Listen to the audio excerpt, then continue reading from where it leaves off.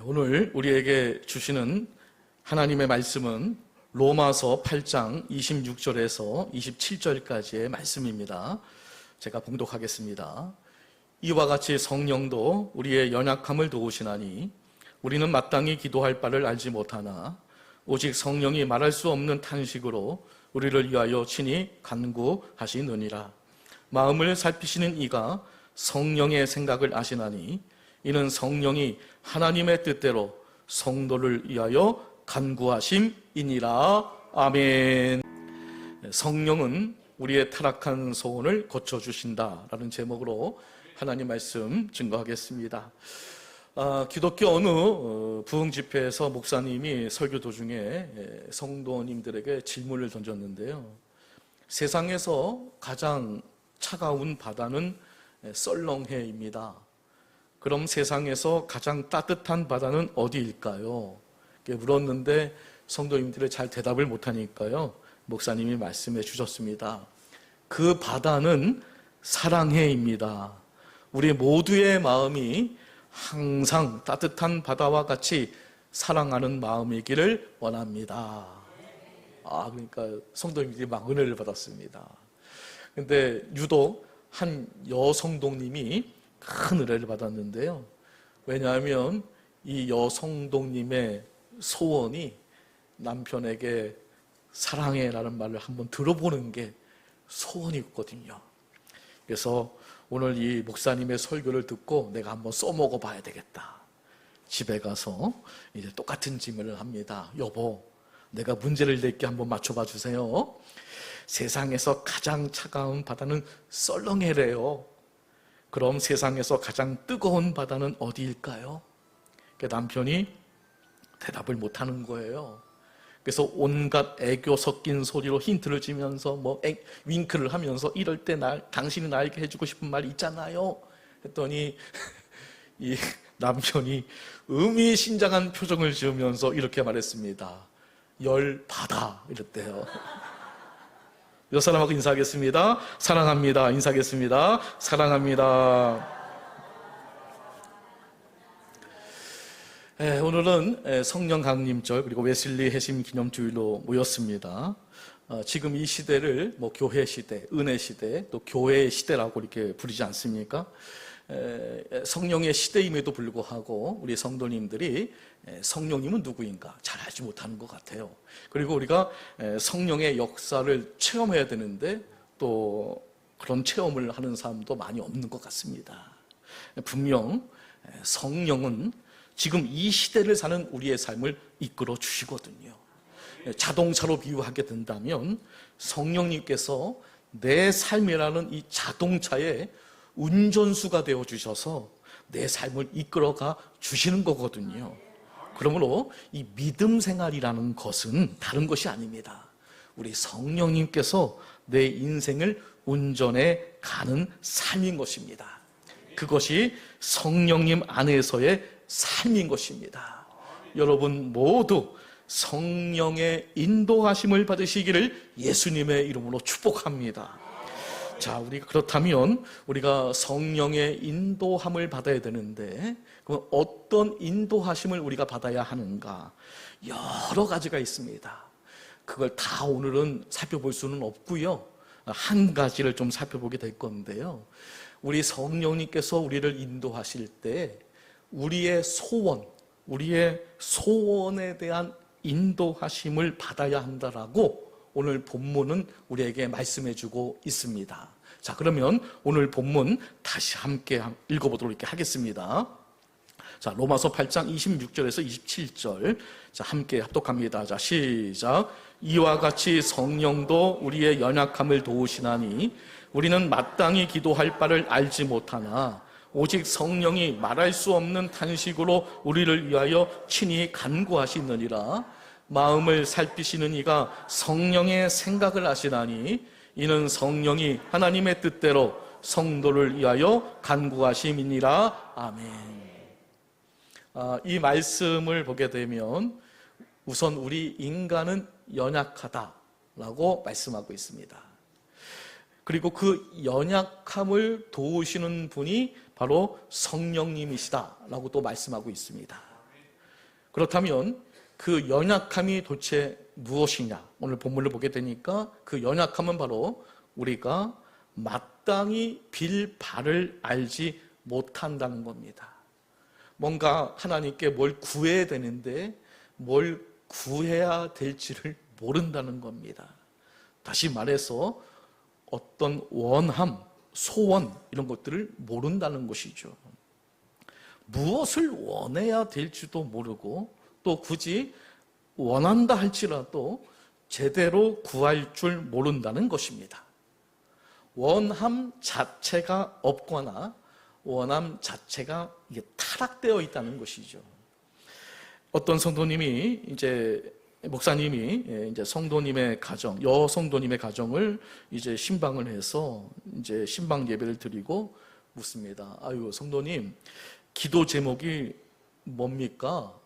그랬더니 그 여자 성도님이 하는 말이, 아유, 목사님, 저희 집은 너무 무난해서 모든 게 다 뭐 괜찮아서 기도할 제목이 없어요. 그러는 거예요.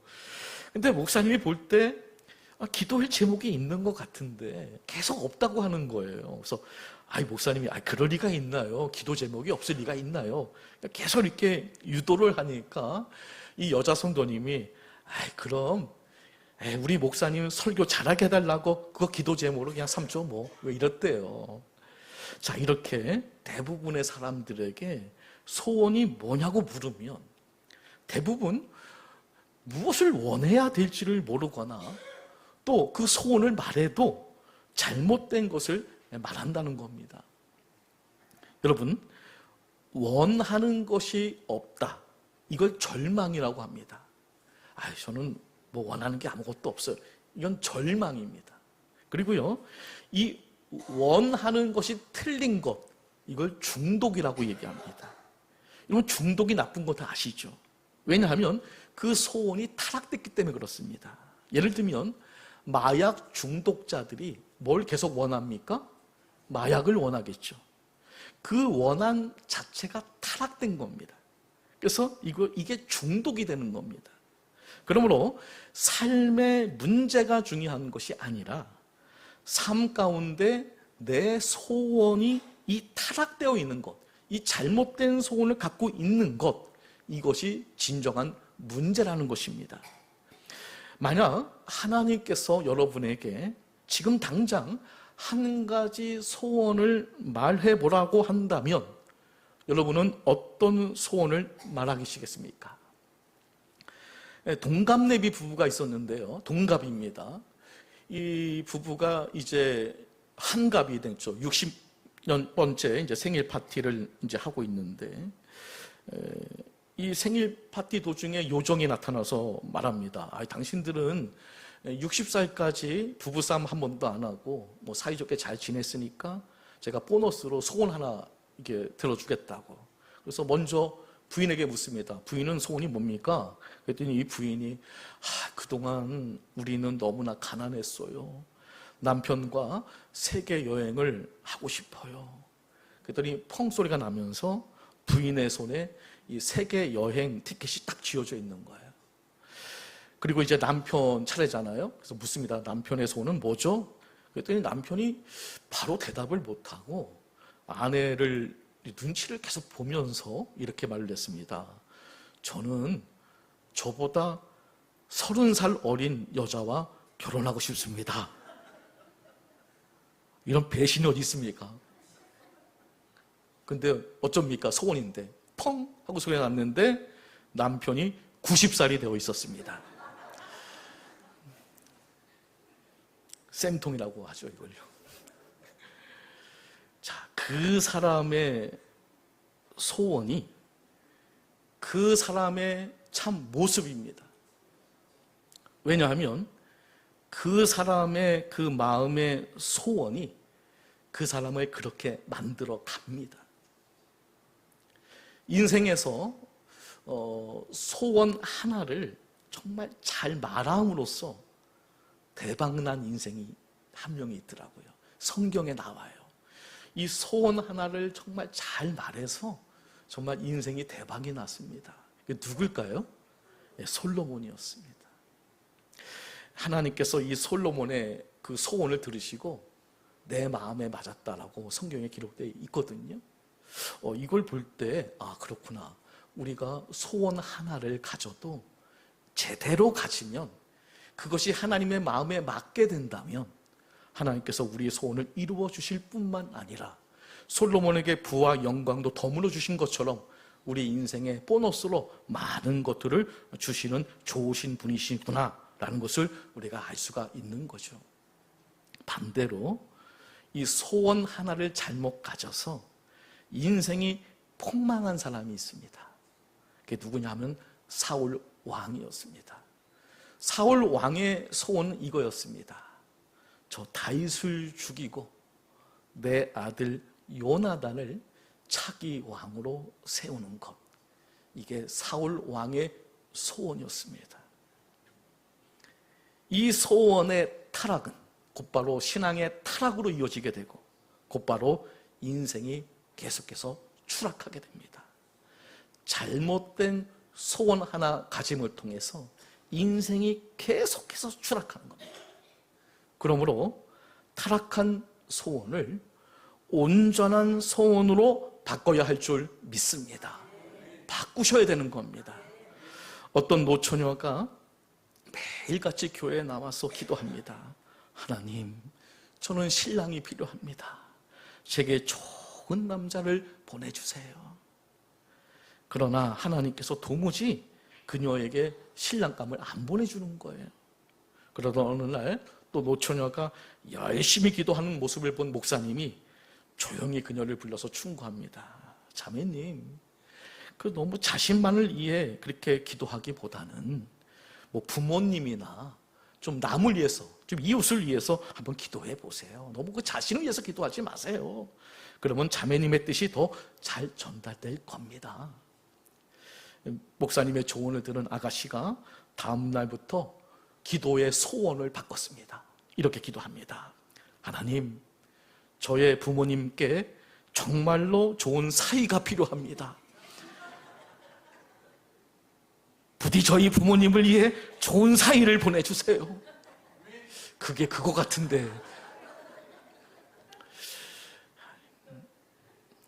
우리는 이 타락한 소원을 어떻게 온전한 소원으로 바꿀 수 있을까요? 이거 어떻게 바꿀 수 있을까요? 성령님이 도와주셔야 합니다. 성령의 인도하심을 받아야 됩니다. 자, 오늘 본문을 보게 되니까요, 성령님께서 말할 수 없는 탄식으로 우리를 위하여 친히 간구하시고 그 성령님이 하나님의 뜻대로 성도들을 위하여 간구하신다라고 말씀하고 있습니다. 성령님께서 우리 가운데 찾아오셔서 우리 가운데 역사하기 시작하면 하나님의 뜻대로 살고자 하는 소원이 생기기 시작합니다. 그래서 엄밀히 말하면 성령 충만이라는 것은 뭐냐? 소원이 바뀌는 겁니다. 저도요, 예수님 믿기 전에는 소원이 뭐냐? 저 푸른 초원 위에 그림 같은 집을 짓고 사랑하는 아내와 일평생 잘 살자.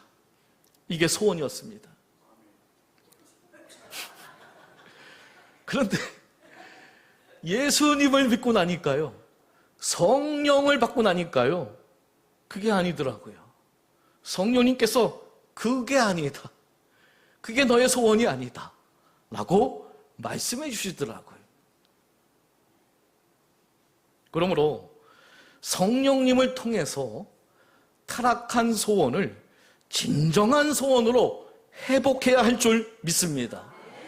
성령님을 통해서 잘못된 소원이 온전한 소원으로 바뀌어주시기를 예수님의 이름으로 소망합니다.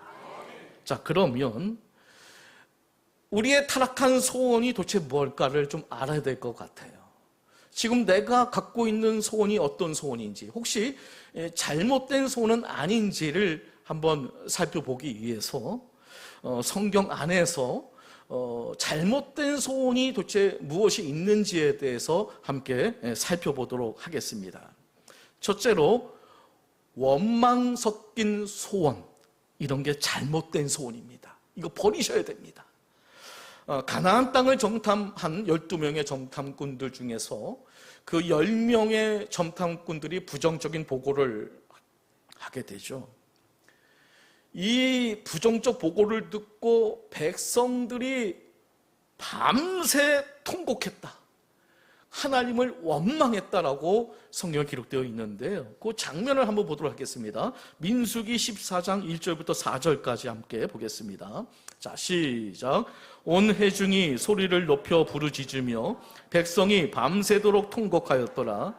이스라엘 자손이 다 모세와 아론을 원망하며 온 회중이 그들에게 이르되 우리가 애굽 땅에서 죽었거나 이 광야에서 죽었으면 좋았을 것을 어찌하여 여호와가 우리를 그 땅으로 인도하여 칼에 쓰러지게 하려 하는가? 우리 처자가 사로잡히리니 애굽으로 돌아간 것이 낫지 아니하랴. 이에 서로 말하되 우리가 한 지휘관을 세우고 애굽으로 돌아가자 하매. 아멘.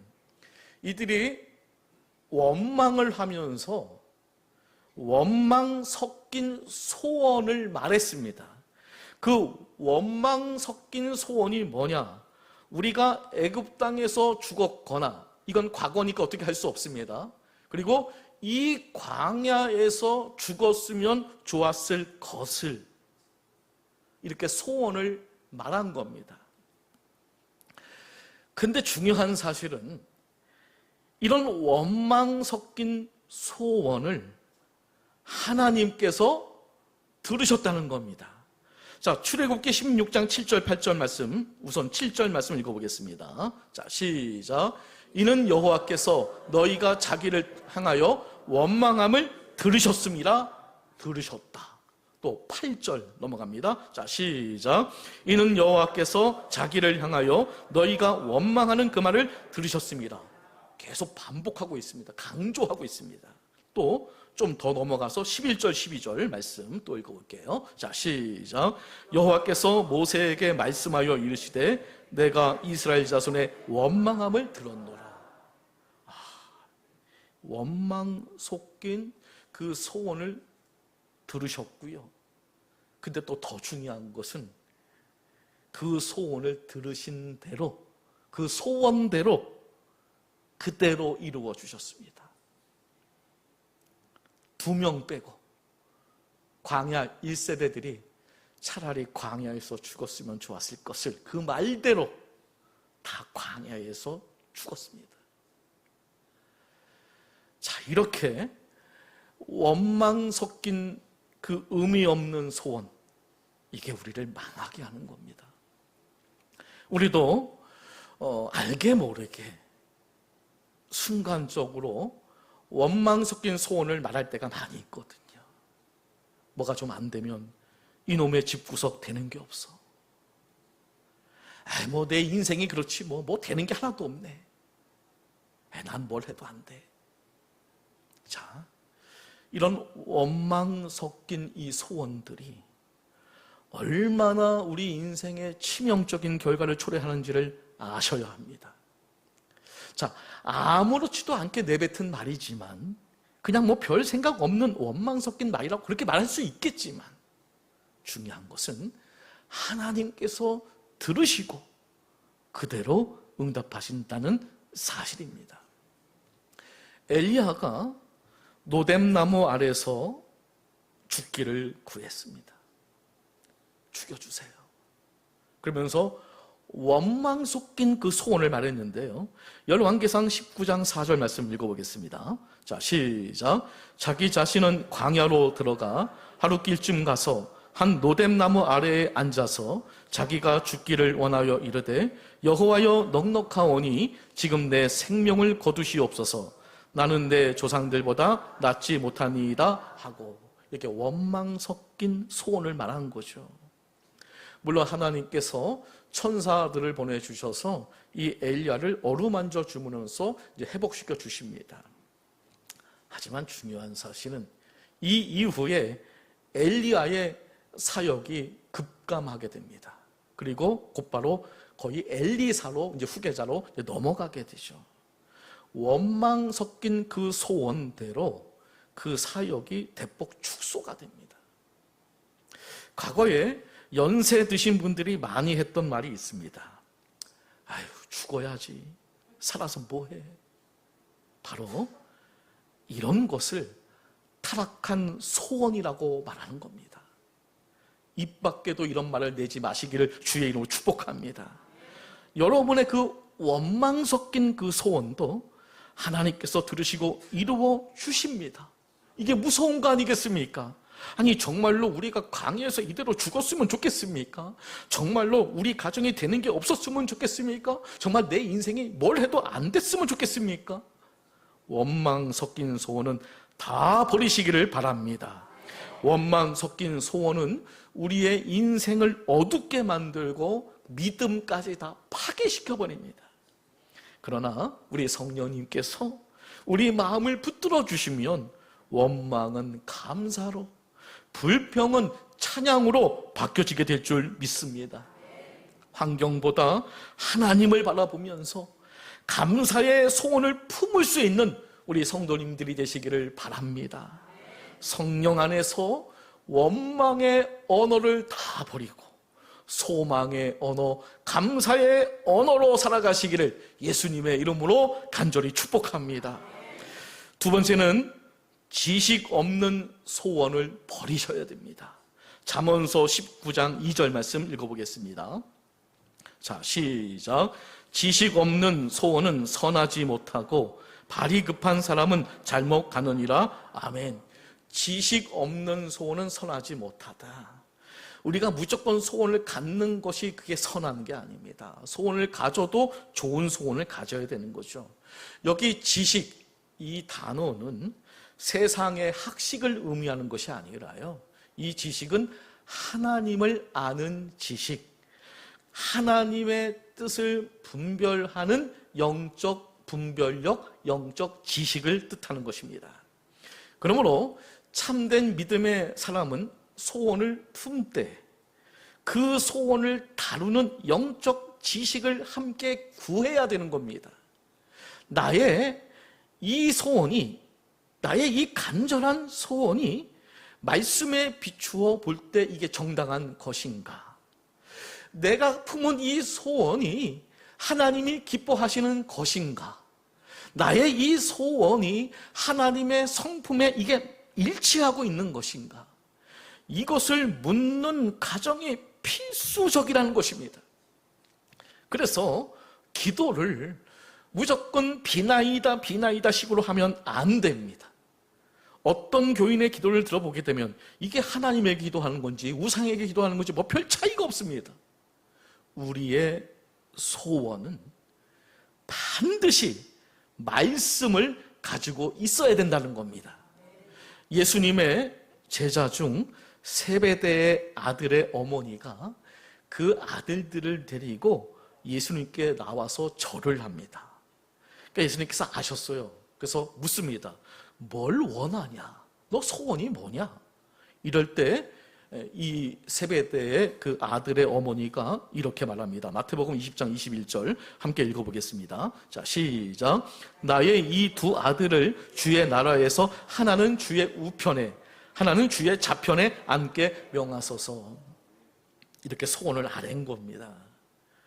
예수님께서 이렇게 대답을 하십니다. 22절 23절 함께 또 읽어볼게요. 자, 시작.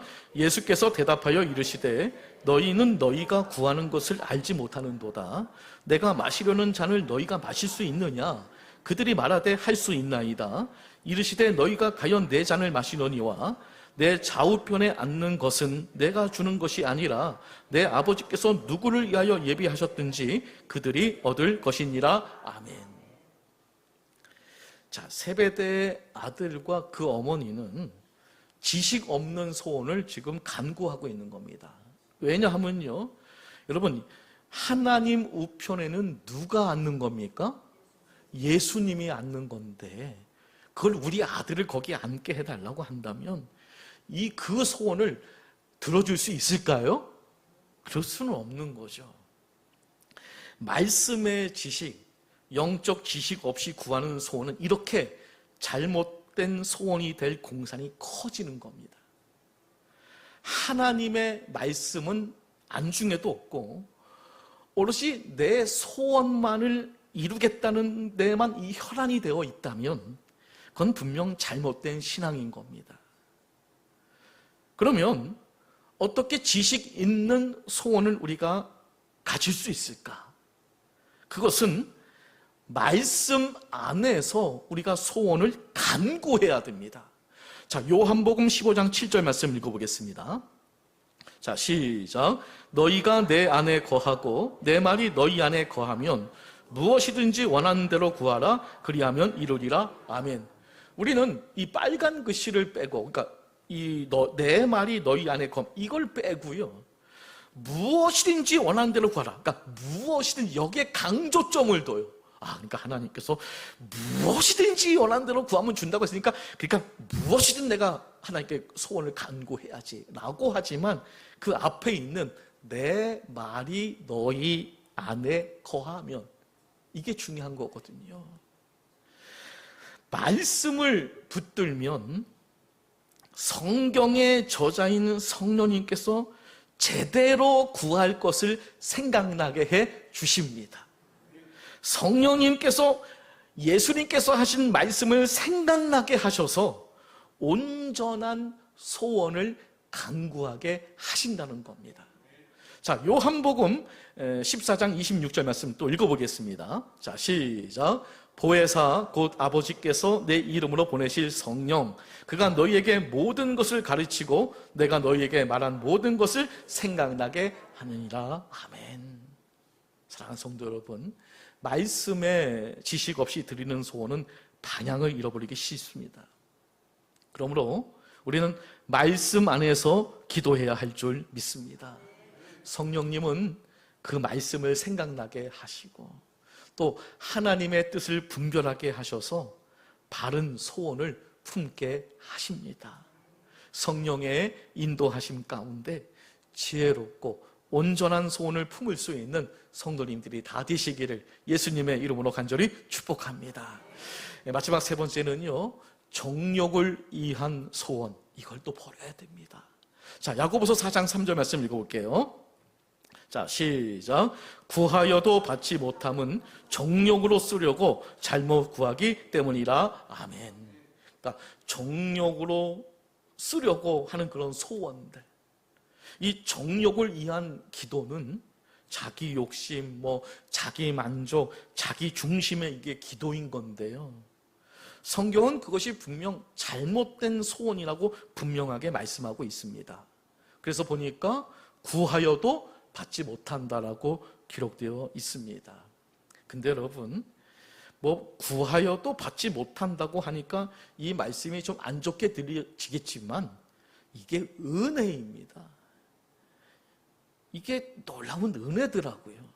왜냐하면 만약 잘못된 소원까지 우리 주님이 다 들어주시면 우리는 파멸의 길을 갈 수밖에 없습니다.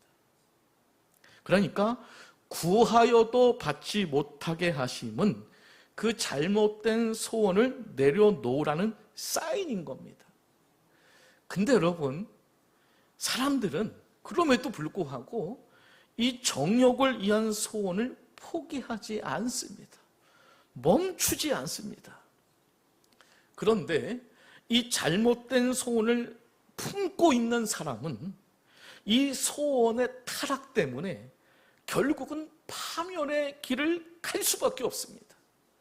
악한 소원은 악한 결과를 낳을 수밖에 없는 겁니다. 어떤 남자가 길을 가다가 요술 램프를 주었어요. 책에서 본 대로 이렇게 문질렀더니 뭐가 펑 하고 나오면서 소원 한 가지 들어주겠다고. 남자가 고민에 빠졌습니다. 왜냐하면 한 개가 아니라 소원이 너무 많았거든요. 돈, 여자, 결혼, 이거 다 하고 싶었거든요. 그래서 하는 수 없이 이렇게 말했습니다.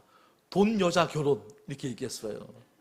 그랬더니 머리가 돈, 여자와 결혼했대요. 우리는 소원이 필요하지만 잘못된 욕심은 우리를 망하게 합니다. 그러므로 망하지 않기 위해서는 잘못된 소원을 버려야 됩니다. 그러면 어떻게 잘못된 이 정욕의 소원을 버릴 수 있을까? 봤더니 이것도 성령님을 통해서 우리가 이것을 내려놓을 수가 있습니다. 왜냐하면 성령님은 우리 안에 들어오셔서 이 정욕의 소욕, 욕심의 소욕을 거스르십니다. 할렐루야. 자, 갈라디아서 5장 16절 17절 말씀 읽어볼게요. 자, 시작. 내가 이르노니 너희는 성령을 따라 행하라. 그리하면 육체의 욕심을 이루지 아니하리라. 육체의 소욕은 성령을 거스르고 성령은 육체를 거스르나니 이 둘이 서로 대적함으로 너희가 원하는 것을 하지 못하게 하려 함이니라. 아멘. 너희가 원하는 것을 하지 못하게 하려 함이라. 정욕의 소원대로 니들이 원하는 대로 하는 것을 못하게 하려 함이라. 성령님께서 막아주신다는 겁니다. 우리가 육체의 정욕의 소원을 가지고 있을 때 성령님께서 계속해서 꾸짖고 책망하고 깨닫게 해주신다는 거죠. 그거는 올바른 소원이 아니란다. 그것은 잘못된 소원이란다라고 하면서 이 둘이 서로 대적함으로 너희가 원하는 것을 하지 못하게 해 주신다는 겁니다. 성령을 의지하시길 주의 이름으로 축복합니다. 성령 충만 받으시기를 축복합니다. 우리가 성령 충만해지면 가장 확연히 나타나는 변화가 뭐냐? 우리가 보통 성령 충만하면 뭐 방언을 하고 그것도 맞습니다. 뭐 은사를 받고 맞습니다. 그러나 성령 충만 받으면 가장 확연하게 나타나는 변화가 뭐냐? 소원의 변화입니다. 그동안 잘 먹고 잘 사는 육체의 소욕의 소원을 가졌는데 성령으로 충만해지면 이런 소원보다는 영적인 소원을 갖게 됩니다.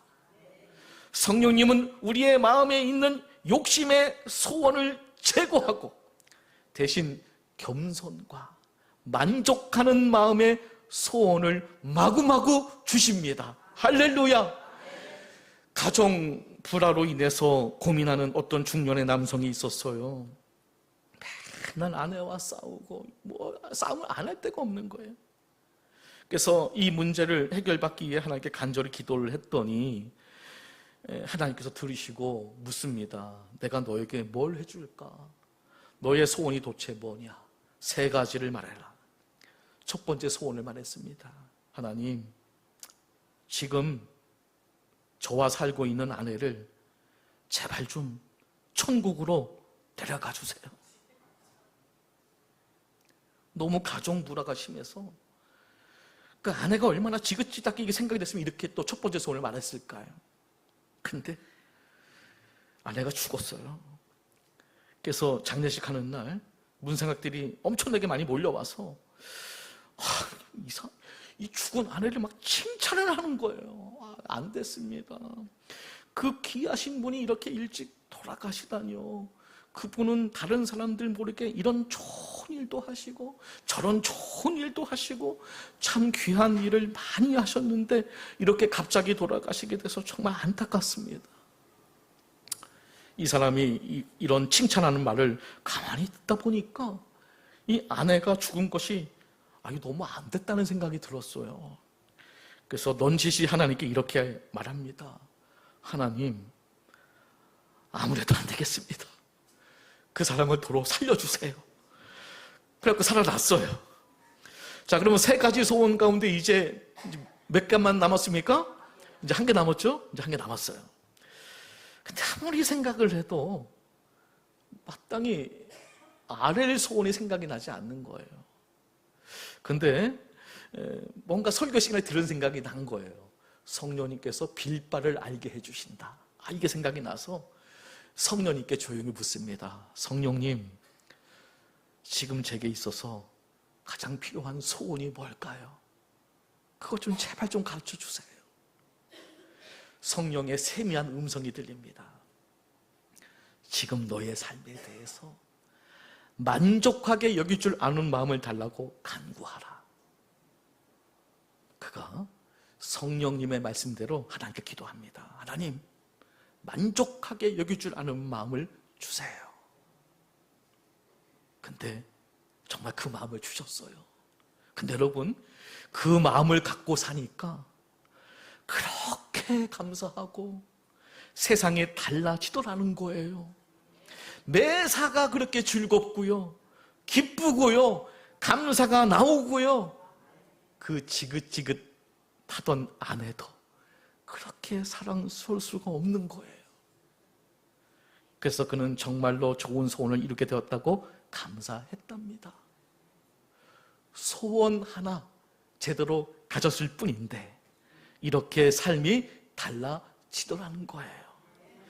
사랑하는 성도 여러분, 정욕을 위한 소원은 결국 만족이 아니라 더 큰 공허함을 가져옵니다. 정욕을 위한 소원, 그거 하나 여러분 소원 이루었다고 해서 만족함이 우리에게 오지 않습니다.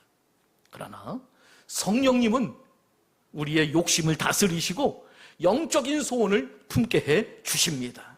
성령으로 충만하게 될 때 세상의 욕심보다 참 만족을 주시고 또 천국을 더 사모하게 하십니다.